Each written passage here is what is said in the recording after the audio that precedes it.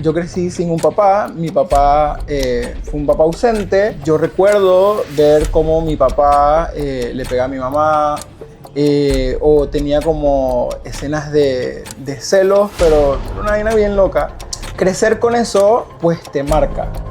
Te marca porque, por ejemplo, para mí, yo crecí con la visión de no querer repetir esos patrones. Él dice o cree que él estaba presente porque él me llamaba casi todos los días.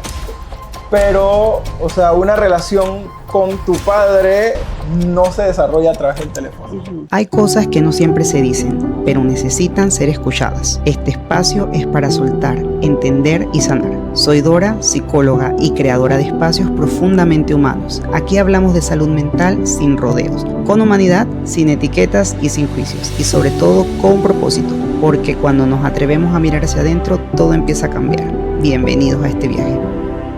Todos nosotros, cuando nos convertimos en papá, ninguno viene con un manual bajo el brazo. Sobre todo si nuestra crianza no tuvimos esos ejemplos que aportaron a nuestro desarrollo emocional y pues a estar presentes. Hoy vamos a hablar precisamente de ese papá presente, el impacto que tiene en la crianza y cómo podemos, a través de estar presentes y presentes con calidad, no con cantidad ni con dinero, aunque también es necesario, poder impactar en la salud mental de los niños. Me acompaña mi amigo, mi colega Jaime. Jaime es psicólogo, pero también es publicista. Tiene una página buenísima en Instagram y en TikTok que se llama Psicopiratas, donde desmenuzan la salud mental a través de todo esto de los animes y todo eso. O sea, que te gusta esa cultura de animes y aunque no te guste, está súper interesante. Bienvenido, Jaime. Gracias por la bienvenida y por compartirme tu espacio. Jaime, cuéntame, porque he de decir que Jaime, además de psicólogo y publicista, además es papá, no de uno, de dos gemelos, 4 años, es un esposo que, wow, o sea, yo lo he visto en la convivencia con su esposa y creo que hacen un gran equipo en esa formación de una parejita de niños que no es fácil. O sea, yo con una y a veces digo, Dios mío, entonces 2 es doble gasto, doble energía, doble necesidad de estar allí. Pero ¿cómo fue tu historia de crecer? Jaime creció con un papá, creció sin un papá. Bueno, vamos a empezar un poco dark y un poco... Porque lo que pasa es que yo crecí sin un papá. Mi papá fue un papá ausente. Yo estuve solamente con mi papá hasta los 5 años. Y nosotros vivimos, digamos, un tema de violencia en casa. Yo recuerdo ver cómo mi papá le pegaba a mi mamá. O tenía como escenas de celos, pero era una vaina bien loca. Y una escena que se me quedó grabada es cuando un día mi papá, no sé si estaba en estado etílico o había tomado qué, pero un día fue y tomó un cuchillo y amenazó a mi mamá. Wow. Y para mí era bien traumático, y es algo como que tuve que vivir y trabajar mucho en terapia, el hecho de poder, bueno, primero perdonar a mi papá y el hecho de interiorizar y comprender que, o sea, no era mi culpa, porque uno como niño y como hijo muchas veces se culpa por el hecho de no poder hacer más. Y en terapia me tocó trabajar y entender que primero no era mi trabajo hacer algo, aunque suene feo.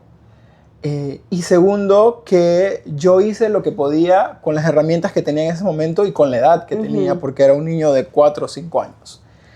Entonces, crecer con eso, pues te marca. Te marca porque, por ejemplo, para mí, yo crecí con la visión de no querer repetir esos patrones.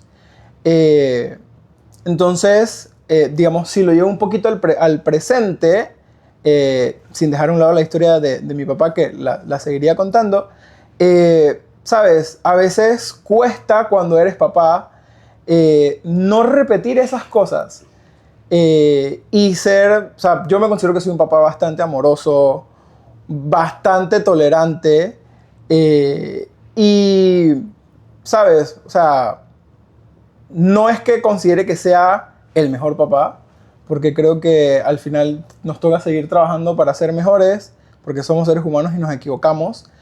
Pero, o sea, ahora que lo veo, pues yo creo que es importante, esto es una cuña, es importante que vayan a terapia. Es importante que trabajen en ustedes para no repetir esos patrones de conducta. Y bueno, regresando un poquito a mi historia, pues, bueno, mi papá y mi mamá se separaron y yo crecí sin él. Sí, lo iba y me quedaba con él de vez en cuando. Él dice o cree que él estaba presente porque él me llamaba casi todos los días. Pero, o sea, una relación con tu padre no se desarrolla a través del teléfono, ¿sabes? Y digo, bueno, al pasar de los años, pues creo que lo he perdonado. Bueno, hoy en día tenemos una muy buena relación.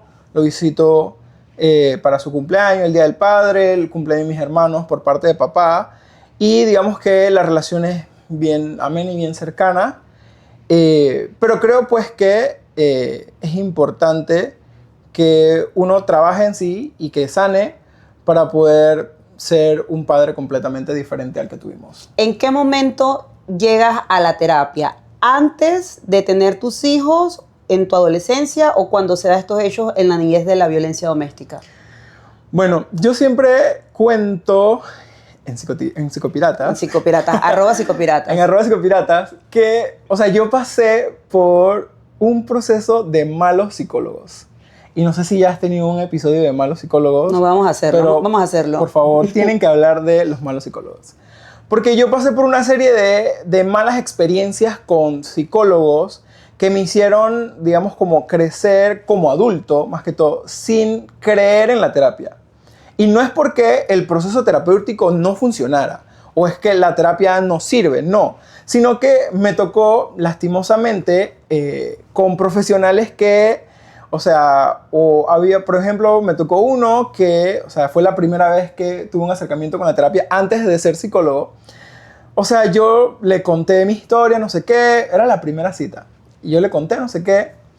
Y entonces el man me empieza como a contar su historia, como no sé si él quería hacer... Red flag. Quería hacer rapport conmigo, pero entonces el man empezó a contarme que sí, porque es que a mí me pasó no sé qué, y mi hijo no sé qué. Y ojo, yo sin saber de psicología, yo decía, es que yo no vine aquí a escucharlo a él.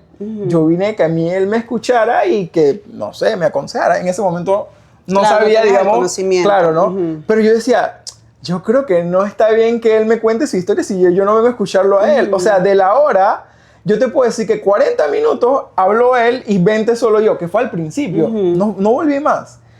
Y pasaron como 3, 4 años, como 3 años, y luego empecé a ir a terapia porque una amiga del trabajo me dice, oye, tengo un amigo que se está graduando de una maestría en clínica y necesita hacer como unas dinámicas grupales de terapia grupal para graduarse. Entonces luego volví y entré en el proceso. O sea, eso sí fue bastante bonito. La experiencia fue mucho mejor. Fue mi primera experiencia en terapia grupal. Me gustó bastante. Hicimos una buena relación terapéutica entre los participantes. Pero después yo empecé a ir a terapia individual con ese psicólogo. Y no había nada malo con el psicólogo. Sin embargo, yo personalmente no sentí como esa conexión terapéutica que hay como entre el terapeuta y el cliente o el paciente. Y, o sea, fui como un año y medio y es muy chistoso porque, o sea, justo entró la pandemia y yo no encontraba porque, o sea, yo soy una persona muy leal, entonces me costaba así como, yo no cambio ni de barbero. Entonces, o sea, yo sentí que le estaba fallando si lo cortaba, ¿sabes? Pero yo no sentía que avanzaba porque es que no había una conexión. Entonces, yo aproveché la pandemia. Yo espero que él no vea esto. Hola. Pero mi excusa fue literal esa. O sea, digo, ojo, yo gracias a Dios no dejé de trabajar en la pandemia. digo, sí pasé un momento difícil porque mis hijos son niños de pandemia. Ujú. Entonces mi esposa sí había dejado de trabajar, entonces estábamos, digamos, un poco cortos, pero, o sea, sí, gracias a Dios como que alcanzaba para mantener las cuentas como las teníamos, pero yo aproveché ese momento y le dije como que, no, lo que pasa es que la pandemia se me hace complicado. Y él como que, no, pero mira, tengo las sesiones online y te lo puedes a mitad de precio. Y yo dije, ay, te lo agradezco mucho, pero no puedo. O sea, en verdad, qué pena. Quizás en ese momento de inmadurez mía también, debo reconocer como de, ¿sabes? No ser franco y decirle, o hablar con Ernestina y decirle como que, oye, mira, no siento que haya una conexión, porque quizás no solamente era de parte mía, sino que quizás él También le lo podía costaba. ver como una oportunidad de mejora, ¿sabes? Total. Ujú. Y bueno, después de eso pasó la pandemia y después de pandemia, bueno, en pandemia empecé a estudiar psicología, nacieron mis hijos y empecé a ir a terapia ya dentro de la carrera porque yo creía pues que era importante, o sea, para poder predicar con el ejemplo. O sea, yo no le puedo pedir a la gente que vaya a terapia si yo no voy a terapia. Exacto. Entonces, digamos, ya siendo más consciente, empecé a ir a terapia. Y bueno, gracias a Dios, empecé a ir a terapia dentro De la universidad. de la universidad. Y bueno, hice una buena química con la psicóloga que estaba haciendo su práctica clínica ahí en la universidad. Y bueno, una vez ella terminó su práctica, empecé a ir con ella a la privada y ya básicamente tengo como 1 año y medio, 2 años en terapia, ¿no? Buenísimo. Fíjate, voy a hacer un paréntesis. Porque a veces la parte esta creo de que si el psicólogo te dice algo de su vida, o sea, porque también está como ese halo como de misterio, o sea, como que este man comerá, irá al baño. No, o sea, tú creo que tú puedes contar algo siempre que sirva dentro del proceso terapéutico. Claro. O sea, no es que yo también, aquí sacamos a llorar los dos. Esa es una. Y dos, la importancia de hacer clic. Yo siempre digo a la gente, es que encontrar un psicólogo es como encontrar pareja. O sea, literal, tú tienes que sentirte confiado de poder contarle todo y saber que esa persona no te va a juzgar. Creo que es más fácil encontrar psicólogo que encontrar pareja, de hecho. Y a lo mejor te va a tocar ir a 2 o 3 para poder encontrar como que, hey, con este hago clic. Ya, cierro paréntesis. Ojo, suena fácil. Suena fácil, pero no lo es. Fácil porque, o sea, ponte desde el punto de vista por ejemplo, yo como cliente en ese momento. O sea, primero pagué 40 palos para ir donde un man que me empezó a contar sus problemas, como que no. ¿Te lo hubieras cobrado? Después, darme cuenta como que, o sea, no sé, es que, por ejemplo, en el segundo, que fui alrededor de 6, 7 meses, yo sentí como que no había empatía, o sea, como que su cara era como meramente o sea, como que nada poker face. Nada le sorprendía, nada lo emocionaba, nada, o sea, no había como cambio, como que, bueno, okay. Sí, y justo eso que mencionas de que no es fácil porque, o sea, tengo que pagar 4 veces, o sea, lo que te cobren, o sea, si te cobran 20, 30, 40, 50, 60, 100, tengo que pagarlo 4 veces para ver si se clic, o sea, que es casi como si hubieras pagado una cita de un date con alguien. Pero sí es importante que se informen, que cuando hagan el primer contacto le pregunten. Yo creo que hasta en el chat que respondes para sacar una cita, hasta en ese momento tú puedes hacer clic con una persona. Entonces, ojo, también pueden pedir recomendaciones y también, aunque hay gente que no comparte que el contenido en redes sociales, hay otros profesionales que a través de las redes sociales también puedes ver más o menos su estilo, aunque eso no es una garantía. Y yo creo, y otra cosa, y algo que también aprendí ahorita tomando unos cursos, y digo, quizás eso también va en lo que le gusta a la persona, o sea, cómo le gusta sentirse tratado por el terapeuta. Por ejemplo, digo, puede que hayan personas que le gusten que le hablen, que le cuenten sus historias, porque de repente su aprendizaje es a través de las historias de los demás. Claro. Pero yo creo que también nos han enseñado en la universidad como que debe haber una línea o quizás un muro entre el terapeuta y el paciente o cliente. Yo te dije que como que es una vida misteriosa. Pero algo que me gustó mucho en un diplomado que tomé de psicología familiar y de sexología, que el profesor nos decía de que, o sea, el psicólogo, vamos a suponer que nuestro paciente, cuando llega a terapia, está sumergido en la lama. Y muchas veces es fácil hablar desde lo limpio hacia la persona que está en la lama y darle indicaciones o guiarlo desde afuera. Pero es mucho más fácil y hay mucha más simpatía y rapport cuando tú como profesional te metes a la lama con tu paciente, agarras, claro. Lo tomas de la mano y lo acompañas. O sea, y eso para mí me cambió totalmente la manera de pensar, porque yo soy una persona muy querendona. Tú sabes que yo con las personas que entro en confianza, yo soy de abrazar, o sea, ¿sabes? Yo soy como bien, no sé cómo... Cariñoso. Vamos a decirle cariñoso. Y digo, ojo, no estoy diciendo con esto que voy a empezar a ser cariñosos con mis pacientes, obviamente no, pero, o sea, yo antes pensaba de que mi cariño o ese, digamos, como preocuparme por los otros iba a ser un problema en psicología, porque yo decía, ¿cómo hago yo que soy tan preocuparme por la persona, por estar pendiente, por querer estar cerca? ¿Cómo hago yo para tener esa barrera? Que ya lo vas aprendiendo, claro, lo regulas. Pero digo, luego conozco a este profesor y habla de meterse a la lama con tu paciente y es como que, o sea, sí, eso también lo podemos hacer desde la psicología. Digo, obviamente respetando todo el proceso terapéutico, el límite que debe haber entre paciente y terapeuta, pero, ¿sabes? Ya desde una visión de acompañarlo desde la lama. Y eso se me quedó. Me encanta ese ejemplo. Y también lo utilizo en el contexto de que tú tenías la falta de un papá, o sea, de esa imagen paterna. Claro. Y claro, a veces los hombres buscan terapeutas hombres porque sienten que los van a entender mejor. No es necesariamente la regla, pero... Mi terapeuta eres mujer. O sea, y el encontrar esa figura te puede hacer, o sea, encontraste a ese terapeuta, ¿no? Y no conectaste con él. Y encontrar esa figura te puede hacer no regresar a terapia. Claro. Te puede hacer que esos recuerdos que tienes de tu papá, del papá que debió hacer algo y no lo hizo, estén presentes y te salgan las alertas de no regresar a un proceso terapéutico. Una de las cosas que yo creo que también en tu caso ayudó mucho es esa convivencia en los Boy Scouts, que esa formación que al final, aunque no era un papá, hubo alguien allí que te fue llevando y te fue guiando a que crecieras y a que crecieras formado como el hombre que eres hoy.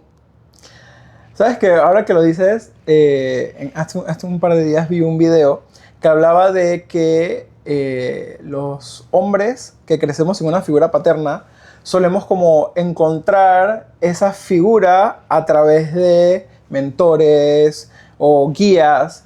Y sí, definitivamente yo tengo que reconocer que muchos de esos mentores que yo tuve a lo largo de mi crecer dentro de los Scouts, definitivamente fueron figuras de dirigentes Scouts que incluso me llamaban hijo, porque, o sea, en el movimiento, o sea, se da esa cercanía porque, o sea, tú compartes con esa persona todo un sábado o en vacaciones un campamento 5 días. Entonces, por ejemplo, el movimiento para mí, o sea, yo he crecido un montón, crecí como persona e hice los amigos de toda mi vida, ¿no?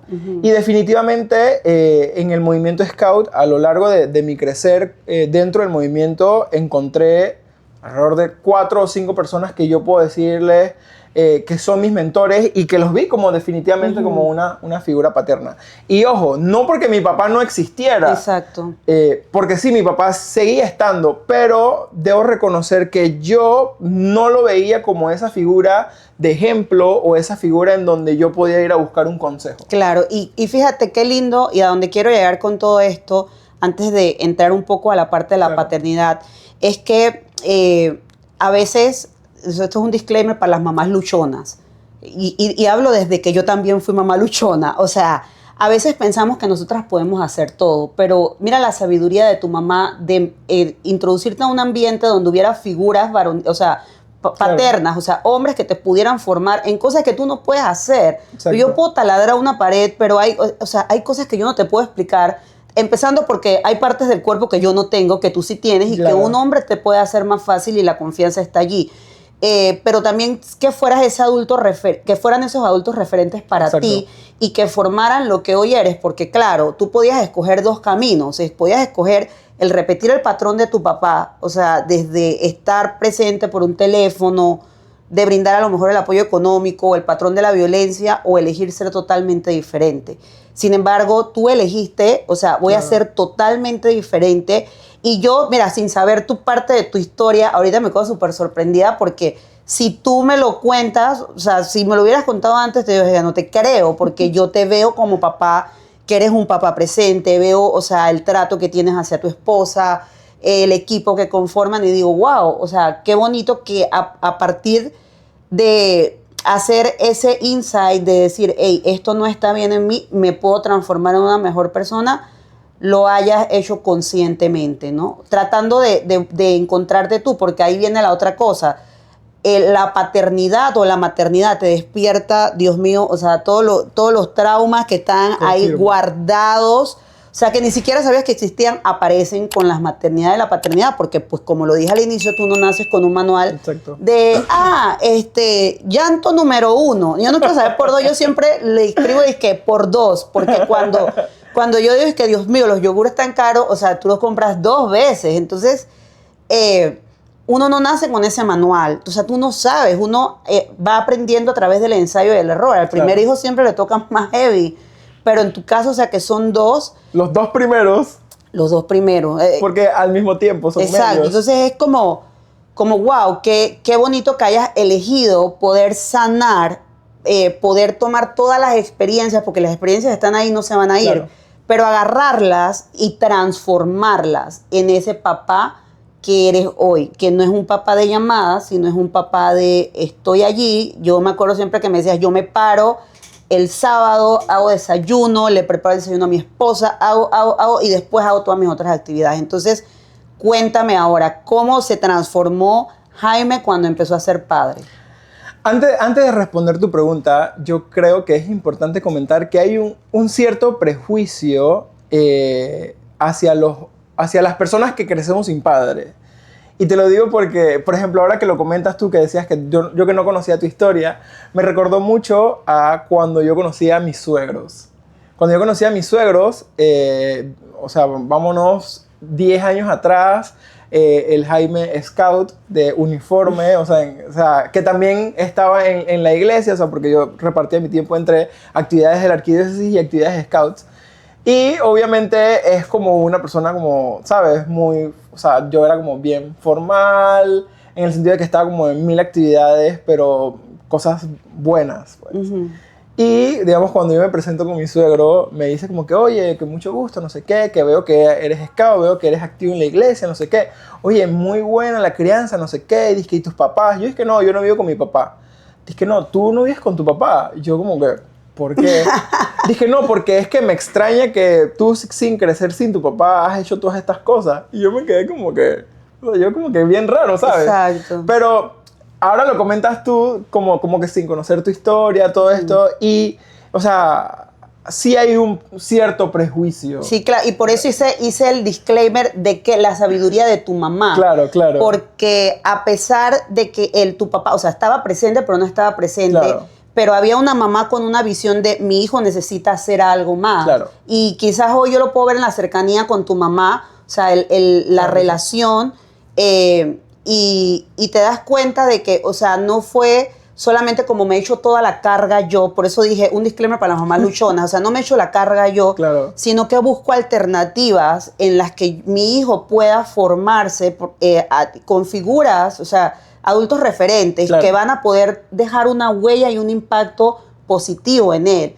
Porque actividades hay muchas, o sea, Así es. tú puedes hacer deportes, hay muchas actividades a nivel eclesiástico, los Boy Scouts, que aparte te enseña cantidad de cosas, pero qué bonito, o sea, por eso te digo, qué bonito que tu mamá tuvo esa visión y Claro. no esa de yo me voy a quedar con toda la carga. Vamos a hacer un episodio para la mamá luchona. Y bueno, o sea, sí, creo que hay un cierto prejuicio sobre las personas que crecemos sin padre, tienden a ser mala gente o personas que se descarrilan, etcétera, etcétera. O sea, creo que al final, al final, como seres humanos, pues cada uno forja su destino. Incluso teniendo los dos. Exacto. Pero bueno, volviendo a tu pregunta, ¿qué era? La Porque edad. me fui en el disclaimer. La edad. O sea, que todas estas cosas que te fueron transformando a ti, o sea, el crecer y llegar a la terapia y todo esto, ¿cómo transformó tu experiencia como padre? Ok, como padre, hay que reconocer que el hecho de conocer sobre el desarrollo humano y etcétera, puede que haga de manera un poco más fácil reconocer ciertas cosas, pero la verdad es que eso no hace más fácil la crianza, eso no hace que sea más fácil el matrimonio siquiera, ¿no? Porque, ¿sabes? Crecer, ver a tus hijos nacer e ir, digamos, como pasando cada uno de estos hitos que deben de tener y, digamos, como ir desarrollando cuando empiezan a hablar o cuando empiezan a tener ciertas conductas. Por ejemplo, los medios ya tienen 4 años, entonces ya, digamos, pasaron por los terribles 2, pero no solamente son los terribles 2, sino que se vuelven los terribles 3, los terribles 4, los terribles 5 y así sucesivamente. Pero yo creo que, digamos, como papá, no repetir esas cosas es difícil. Es difícil porque, o sea, como padre siempre es más fácil la chancla.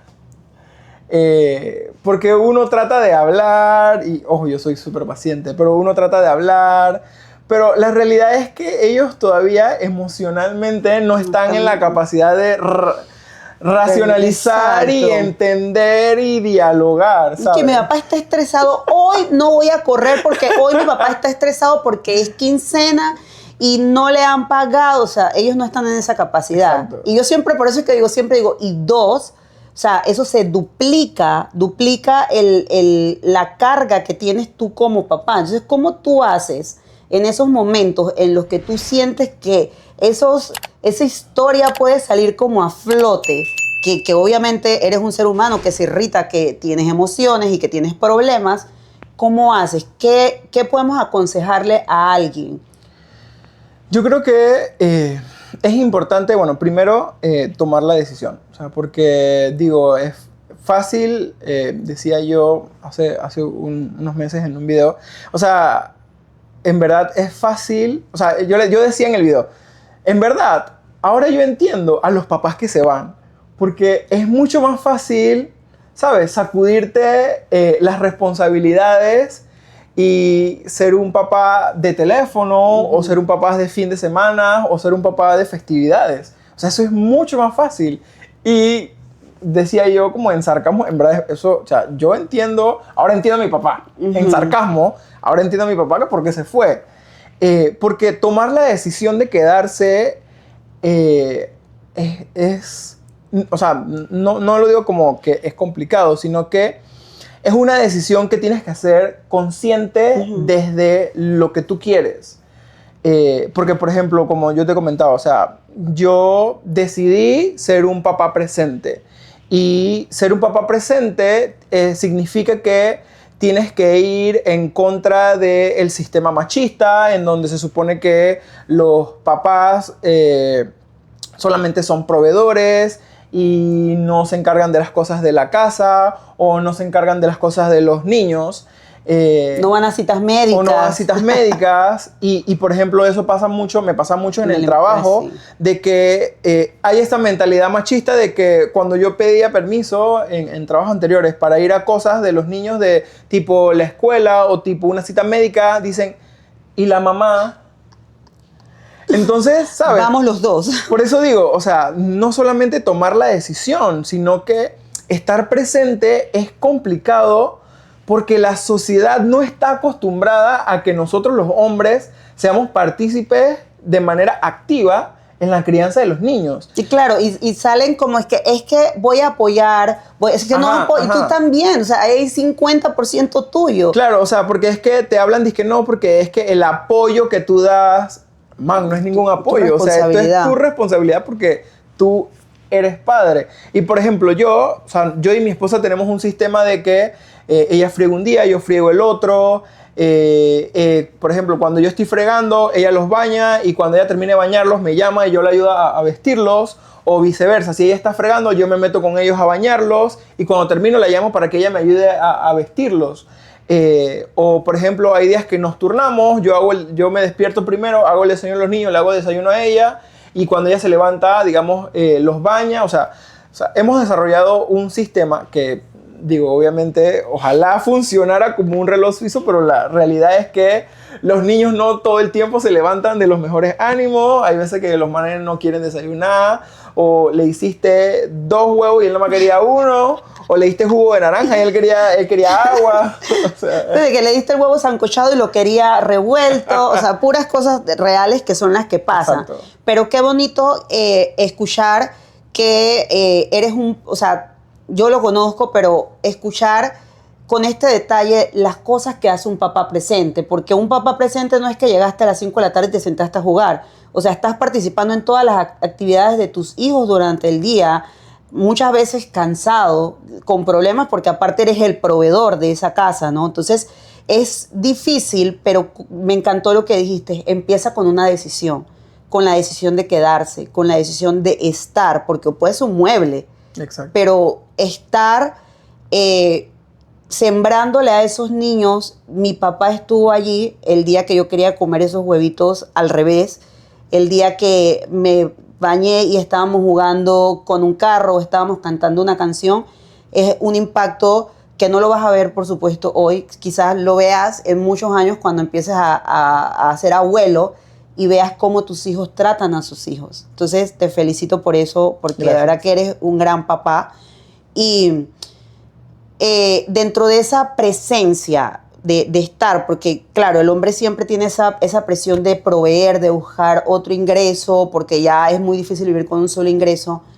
¿Qué consejo le puedes dar a esos papás que viven, o sea, con ese horario de 8 a 5 y que muchas veces están buscando una capacitación adicional para poder tener mejor sustento, que unos inclusive tienen otro trabajo para poder sustentar a su familia y que tienen ese tiempo reducido? ¿Cómo pueden hacer para estar presentes y que eso genere un impacto en la salud mental de sus hijos?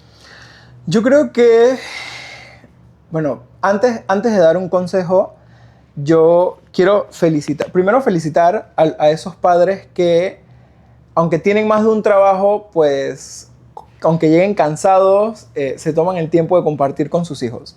Y te lo digo porque, o sea, por ejemplo, bueno, yo, aparte de mi trabajo, o sea, yo soy consultor de marketing digital y, digo, tengo clientes. Y generalmente esos clientes, como tengo un trabajo de 8 a 5, me toca atender esos clientes fuera de mi horario laboral. Y eso significa salir a las 5 del trabajo y citar a mi cliente a las 6 de la tarde y reunirme con él hasta las 7, hasta las 8. O, por ejemplo, si tengo una actividad el fin de semana, tengo que trabajar y luego tengo que ir a donde mis clientes. Entonces, es realmente cansón, o sea, ese ritmo de vida. Entonces, por eso digo, o sea, antes de dar un consejo, tengo que felicitar a esos padres que ya lo hacen, porque en verdad, o sea, aunque uno llegue cansado a la casa, o sea, hay que atender a la familia, a la esposa y a los niños, que al final, digo, indistintamente que tú seas el proveedor, pues ellos, eso no, o sea, para un niño por ejemplo, en mi caso, un niño de 4 años no entiende que es que su papá es el proveedor y por eso no está. Y mi consejo es que, o sea, no estén solo por estar, como tú decías, no se trata de ser un mueble más en la casa. O sea, por ejemplo, para mí es satisfactorio ver cuando yo llego a mi casa, que abro la puerta, o sea, que mis hijos salgan corriendo, dejen de hacer sea lo que sea que están haciendo, lo dejen de hacer para venir a abrazarme a la puerta. O sea, ya con eso yo gané, ¿sabes? Entonces, para mí el consejo es que sí, es importante proveer en la casa, es importante con la economía actual que tenemos, tener más de un trabajo ya básicamente no es un lujo, es una necesidad. Pero a veces solemos preocuparnos por lo económico, que definitivamente es importante. pero mi consejo es que, aunque nos centremos en que lo económico es importante para poder subsistir y para poder darnos un estilo de vida, digamos, un poco mejor, o sea, también es importante que saquemos tiempo y nos preocupemos por estar presentes y darle una calidad de tiempo a nuestros hijos. Porque, o sea, incluso a mí me ha pasado que hay veces que, o sea, como llego a la casa y estoy cansado y ¿sabes? Quiero estar como en Instagram o quiero grabar un video para psicopiratas, pero ahí están esos dos terremotitos que quieren que me siente con ellos a ver televisión, o quieren que veamos Pokémon, o quieren que agarre el sillón y les arme una casita manta. Entonces yo creo que más que solamente enfocarnos en proveer y enfocarnos en que nada haga falta en la casa, ese sería el consejo, de que, o sea, no dejemos que lo material nos consuma y que también veamos el tiempo de calidad como algo importante para la salud mental de nuestros hijos. Totalmente. Y parte de esa presencia como papá dentro del hogar es ese apoyo que le das a ese apoyo, iba a decir, esa corresponsabilidad machista, esa corresponsabilidad que tienes con tu esposa, claro, de darse esos espacios para que cada quien pueda hacer algo y también tomar un break. Pero la realidad es que hay muchas parejas que hay muchos papás que quieren ser papás presentes, pero no están junto a la mamá. Y eso pues abre una brecha para que entonces sean papás de teléfono. Creo que desde el punto de profesional, desde padre y desde hijo que fue atendido a través de una llamada, sería muy valioso recibir un consejo o una estrategia para esos papás que están en esa situación. Mira, digamos, hablando desde mi niño interior, ese niño que le hubiera gustado que, aunque su papá fuera de teléfono, fuera más presente. Uh-huh. O sea, yo creo que a esos padres que no están con sus hijos, sea lo que haya sucedido, yo creo que es importante que sean presentes. Y digo, me van a decir, ¿cómo esperas que sea presente si no vivo en la misma casa? Que nos llevamos mal. Nos llevamos mal. Uh-huh. Al final del día, digo, los hijos no tienen por qué pagar los platos rotos o no tienen por qué ser parte de ese dilema que hay con la otra parte. Uh-huh. Y creo que maneras de ser presentes es, si hay un acto en la escuela, ir. O sea, por ejemplo, ahora que yo soy papá y participo de las actividades de mis hijos, o sea, ver la cara de emoción de mis hijos cuando yo estoy en la escuela y me da en ese niño interior, porque yo digo, a mí también me hubiera gustado ver a mi papá en la escuela, en los actos, aunque no viviera conmigo. Uh-huh. O que mi papá fuera cuando yo bailaba en la escuela, o cuando yo me presentaba en X lugar, o cuando habían logros míos dentro de los scouts. ¿Saben? O sea, más de ser papás de teléfono, porque las circunstancias así lo dan, es estar presente cuando se puede. Y si tienen un régimen muy estricto de visitas, también hay que mencionar que hay veces que cuando hay esos regímenes, tú crees que nada más por llevar el pelado al McDonald's ya cumpliste y lo mandas para la casa. No. O sea, yo creo que si hay un régimen de visitas muy estricto, como papá, también debes de dedicarle un tiempo de calidad a ese régimen de visitas. Claro. Porque puede darse de que, o sea, nada más nos vemos los fines de semana, pero ese fin de semana estás en el teléfono en vez de estar pendiente del pelado. O lo dejas ahí jugando con los vecinos, con los primos, en la casa de la abuela, y ahí no hay un tiempo de calidad. Exacto. Entonces, quizás no le des el mismo tiempo porque no viven juntos, pero también genera esos espacios de calidad con tu hijo. O sea, si vas al McDonald's, bueno, está bien, deja que juegue un rato, pero después siéntate a conversar, pregúntale qué tal estuvo su semana, qué hay qué le pasó durante la semana, que le gustaría conversar contigo, o qué crees que tú como padre le puedes enseñar de algo que te haya contado. O sea, involúcrate en la vida de tu hijo, indistintamente que solamente los veas un fin de semana sí o un fin de semana no. Buenísimo. Y cierro con que de verdad a veces no necesitas dinero para hacer eso, porque esa es otra limitante. Es que no tengo plata para llevarlo a la Gran M a la gran M. No tengo dinero para llevarlo, pero hasta con un plato de arroz te puedes sentar a hablar de qué es importante para ti. Y yo lo veo cuando le pregunto a veces a papá, ¿y tú sabes cuál es el color favorito de tu hijo? No. Entonces, o sea, hay muchos espacios para generar conversaciones. Oye, ya hay juegos que te generan conversaciones si no sabes cómo abrir, pero lo que quiero rescatar, y gracias por compartir tu historia, es que no importa la historia de la que tú vengas. Lo que sí importa es ahora que eres padre, cómo vas a transformar eso que viviste en algo que impacte positivamente la salud mental de tus hijos.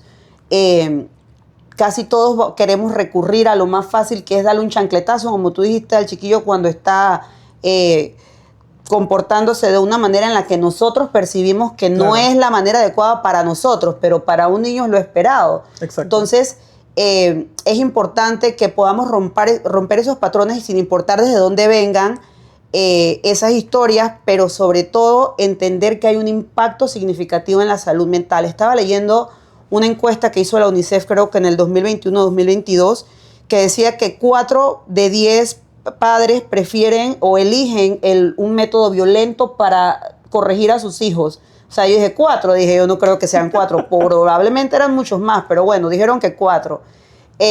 Pero en Latinoamérica es muy común que decidamos darle un cocorrón o un golpe al chiquillo para que se quede quieto. Exacto. Y gritar y decir, o sea, y aún teniendo el conocimiento muchas veces se nos sale el monstruito de la crianza que recibimos. Claro. Entonces, que sepamos que no tiene nada que ver con dinero, ahorita hay muchos recursos y sobre todo que busquen ayuda. Si tú no sabes ser un papá porque no recibiste eso, que busques ayuda terapéutica para que puedas corregir los patrones y puedas dejar una huella positiva en tus hijos.